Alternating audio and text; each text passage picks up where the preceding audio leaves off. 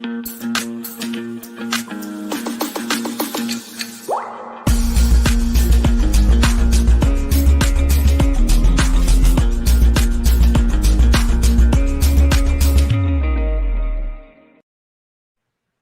everybody, what is up? It's your friends Brian and Kyle back at you with a really exciting What's Up Wednesday. I hope you guys are excited to kick off the school year. We have a really special What's Up Wednesday show with you today. We're going to recap some of the things cooking in Kyle's kitchen and some announcements for the Sydney community, and then a very special interview with Carla Meyrink from the Community of Learning. Kyle, what you got cooking? Oh man, Ryan. Well, I just literally got off the plane not too long ago, a couple of days ago, coming from the great state of Oklahoma.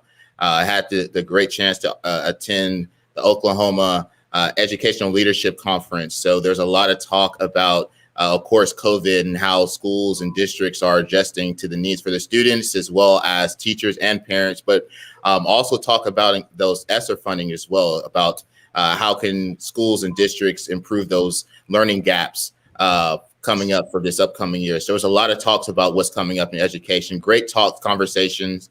So I really had a great time. What did you have going on, Brian? What's going on in your neck of the woods? Well, customers are very busy getting onboarded. Don't forget, if you're looking to get started with Sydney this year, typically your next step is going to be to get onboarded with your customer success manager. You might get an email from Jenny Salford, Kim Ramadan, or any of your other our customer success managers here, and you will be able to essentially get onboarded. We'll get your account set up. So it's just that time of year to get ready for the work of education. So Kyle, we have a really exciting guest. You want to talk a little bit about that? You have exciting guests. We, as you mentioned earlier, we have our good friend Carla that will be attending with us today. But Carla is always engaged, very passionate about growing students, but also growing teachers. So today we're going to be talking about strategic strategies to grow and motivate teachers. Carla's out there from the Community for Learning out in Santo Domingo, Dominican Republic. So without further ado, I want to go ahead and invite our good friend Carla on. Yes, Carla, welcome to the show. Thank you. Hello. Yes, Carla, welcome to the show. And as we were talking backstage that just before, you are always a great help to our Sydney community, but very engaged and passionate about the work that you all do down there. So without further ado, I want to kind of just dive in here. And can you tell us a little bit about the Community for Learning? Tell us a little bit more about your program. Okay, so we're a small private school, international school, and we work with project-based learning, phenomena-based learning, reader-writers workshop. We don't have any textbooks. Our elementary school, since we began 22 years ago, does not have grades. It's narrative report cards only, and we had grades in secondary. We're now moving into self-assessment with students because grades do not work, we know, and we are teaching students to be able to self-assess and to be able to give themselves their final grades. So for us, because of many of our teachers coming into the school come from a much more traditional program, there is a lot of training that we need to do, a lot of coaching. So that's how we've been working with teachers so that they can enter our program and be successful with it. Excellent. So what are some of the strategies and practices that are kind of motivating teachers, through your program? Well, first and foremost, I really believe on focusing on teacher strengths. So we build on their strengths. We do not go in and show them what they can't do. We want to tell them what they can do. And teachers, when you ask them to think about their class and tell you what they did well, will generally vaguely give you one or two things, be very uncomfortable, and then want to jump right into what they don't do well. and have you try to help them fix it. And so I always tell them, no, we do not build on deficits. We build on strengths. Everybody's strengths are different, but we need to know your strengths and build on them, which is very motivating for them because they know that I'm not going to come in and just judge them. We also believe heavily in teacher choice. They're the ones that decide what they want to work on and how they want to do that. And collaboration, teacher collaboration. I think you hear that all the time from teachers, that when they work together, they get better, they get stronger, and they feel much better when they get to share. When I started teaching, I was in a room all by myself. I never saw other teachers, and we kind of competitively hid what we were doing from each other so that we'd be the best teacher. You know, it was terrible for the students. So we don't want that. We want an open door policy, lots and lots of sharing going on. And then we have to remember that every teacher learns differently, and we have to be patient. Being patient and giving them a space where they can flourish is also highly motivating. And once they see that they don't have to be nervous about not getting it right away, they can take those risks that they need to be able to learn and grow. So those are basically the things that we do. I really like how you mentioned, starting with strengths, because you can get the wheels turning and a lot of confidence behind a person, and then get them to take risks. Yep. Go ahead, Kyle. Yeah, and I also think that's very powerful for you, having the teacher to pick their areas to grow into as well. Yeah. And just really starting that conversation and self-reflection. But when you jump into that collaborative piece, we all think about us kind of being in our own silos sometimes, but really when you break down those walls and having a collaborative piece is the way that we can replace the opportunities that we can really grow. It's really phenomenal. So I really give kudos to that, as far as this is that online program and growing teachers that way. So kind of I want to jump into our next question, since you kind of touched on that. Can you share some ideas on using inquiry-based professional development? Yeah. So we've done professional development in many different ways, trying to get teachers motivated. They're tired. They don't always want to get in there. And a couple of years ago, we wanted to model inquiry-based learning for them, because we were doing inquiry-based learning with the students. And in order for them to really understand it, you want to experience it. So we began inquiry-based learning, and I really loved it because it gave teachers voice and choice. They decided what they wanted to work on, obviously within the framework of our philosophy. They couldn't just go off in any old direction, but in the framework, they could choose what they wanted to work on. They worked in collaborative groups on the areas that were similar. And we modeled for them what we wanted to see in the classroom. So that was using the question formulation technique by the Right Question Institute to get their questions, deep questions that they wanted to look into and what they wanted to work on. And they set goals for themselves. They did research. They found strategies to help them improve. They experimented with those strategies, critiqued each other, and then kept going.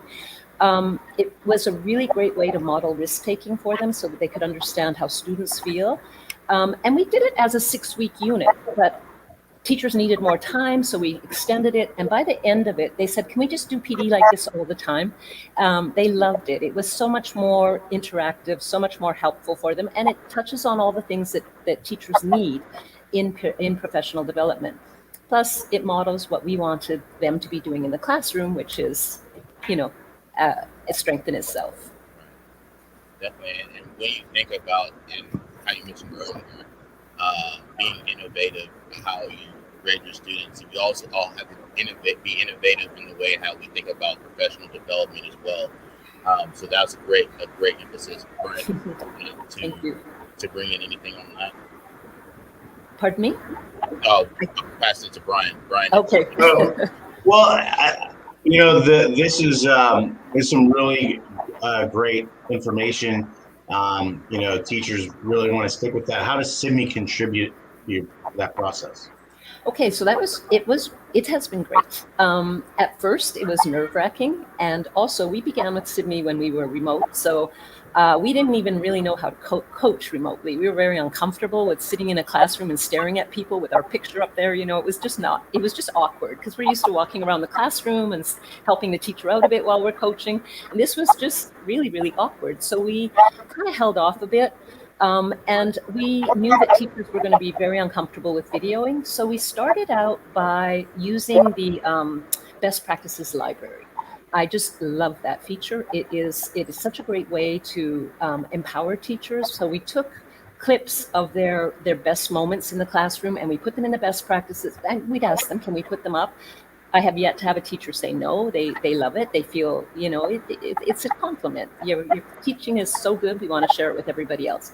But it also has a really strong point in that we used to give, in professional development, we would show videos of teachers that we'd find online using a strategy. And inevitably, our teachers would say, yeah, but our kids don't do that. Well, they practice that, that's not how kids behave. And so it was very hard sometimes to get them on board with what was happening in those videos. But now we show them our own teachers doing it. They know it's not rehearsed. They know that it's our kids, and yes, they can do that. So it's very, very powerful practice, and it gets everybody on board, and it helps them begin to feel comfortable with video coaching.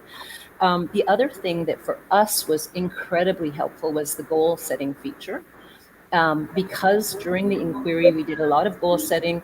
It was such a nice platform to have all of that. Their goals were there, what they were trying to do, and then they could put up all of the evidence that supported what they were doing, evidence that showed that they weren't making it, or evidence that showed that they were. And more, I saw teachers being comfortable showing things that didn't work and asking for help.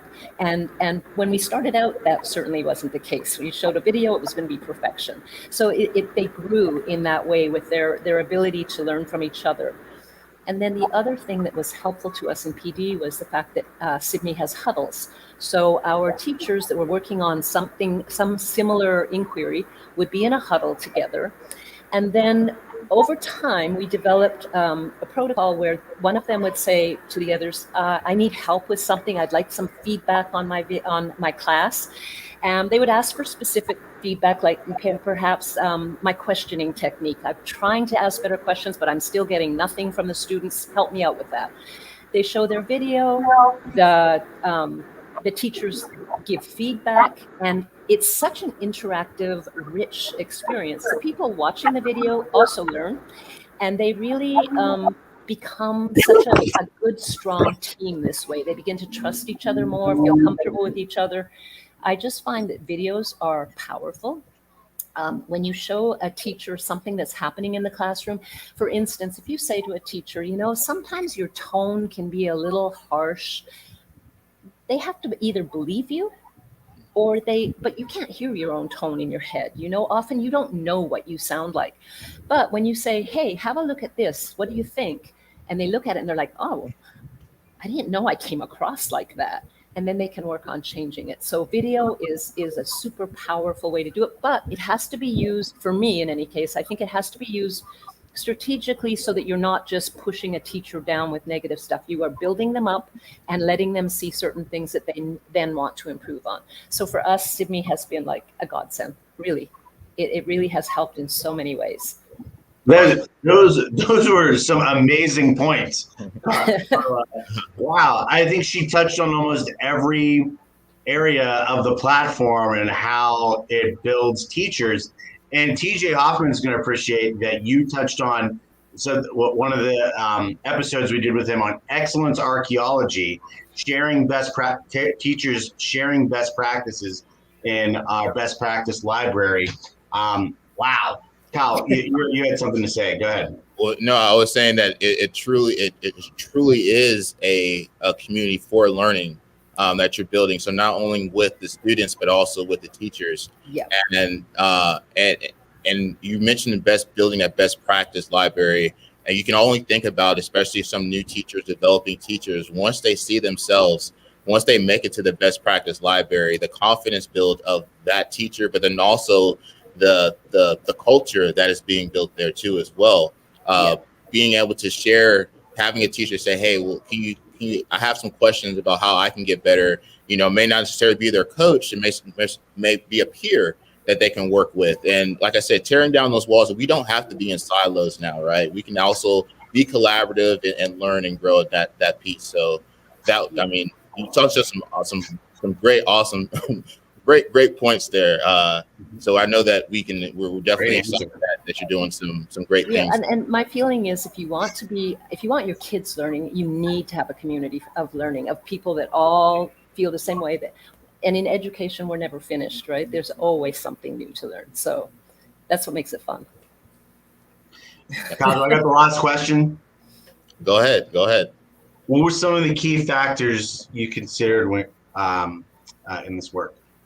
Okay, so number one for me is always building on strengths. There's no way that I think we can work with teachers and help them feel motivated and go forward if we don't point out their strengths to them, if we don't recognize their strengths. And even the most beginning teacher, the teacher that's, for me, the most traditional, still has a strength to share. So I always look at that. I also think voice and choice is as important for teachers as it is for our students to keep them motivated and on board and wanting to grow. Working alongside them in a supportive way, not a judgmental way, would be my number 3. If you're going to be going into the classroom and they fear judgment, they're just not going to be able to take risks. They're not going to be able to try new things. And when we talk about, failure being a good thing, we can't then ding people for failure because they tried something. Because when you try something new, there's going to be moments when it doesn't work. And I always tell my teachers, you just tell your kids, I'm trying something new, might not work, let's give it a shot, because they are modeling risk-taking for their students, and there's nothing better. And then for me, in a school, collaboration is hugely important. I always felt so lonely as a teacher, and I love when teachers can sit in each other's classrooms, watch what they're doing, collaborate on units that they want to do together, learn from each other, and support each other. And I think that those are the things that, for me, are the 4 areas of truly creating a community of learning and creating teachers that feel like, oh, I love to learn, I love to grow, I love to try new things. Because trying new things can be scary, and change can be scary. So we want to support that. Those are basically my keys. Wow, what a great answer. I think that was kind of like a great moment to kind of sum all of this up. What do you think, Kyle? No, it really is. And like you were mentioning earlier, we can't never stop growing. And doing that is going to feel uncomfortable. The change is going to happen, but you have to think about the benefits that's going to have the effect on, for one, the students, but then also for you, your teachers, your school, and your community as well. So we definitely, applaud that, Carla. And you always are a true friend of ours here at.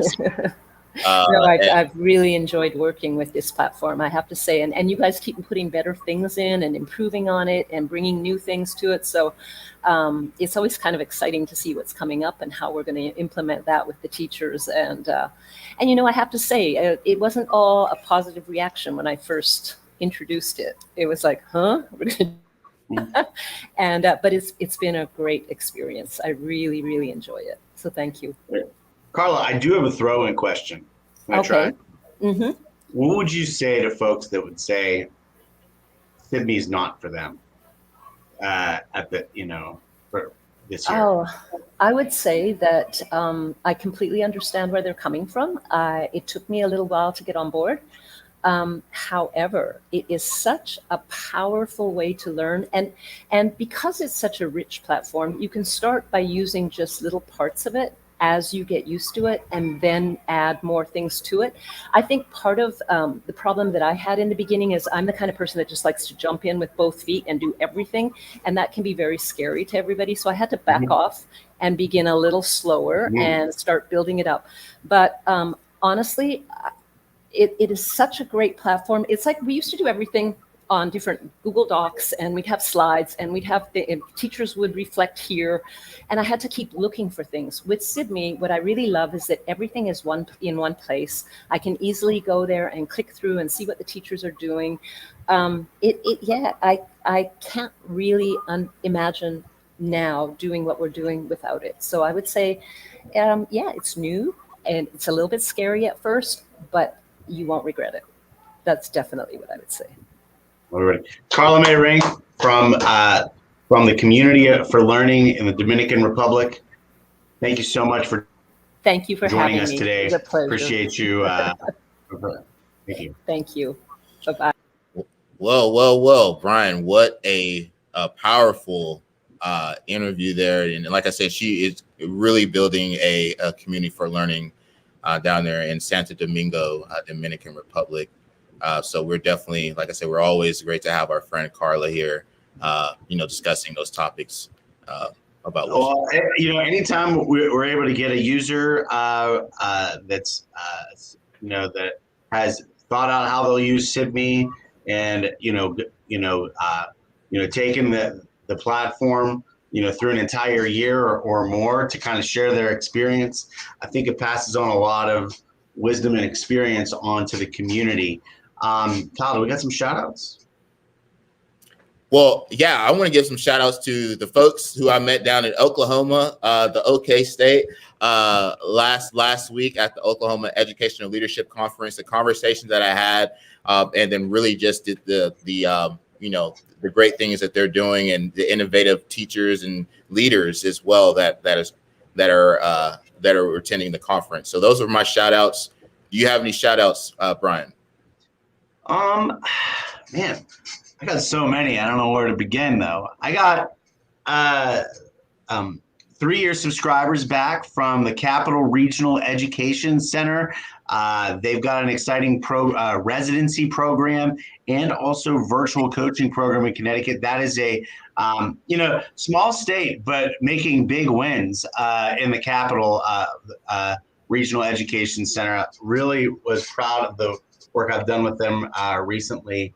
I'd also like to kind of give some shout out to all the campuses using SIBME in Fulton County, Georgia. There's a large number of them this year, and also all of the new campuses in Durham Public Schools. So, anyways, this is onboarding season right now. Don't forget to schedule your onboarding meeting with your customer success manager. You should see an email from them, and it's simple. Just click a link, look at the calendar, see when everybody's available. When you're available, line it up, and then we'll meet over Zoom when you have a moment. That's all we got today. Have a great Wednesday and a great week. We'll see you next one.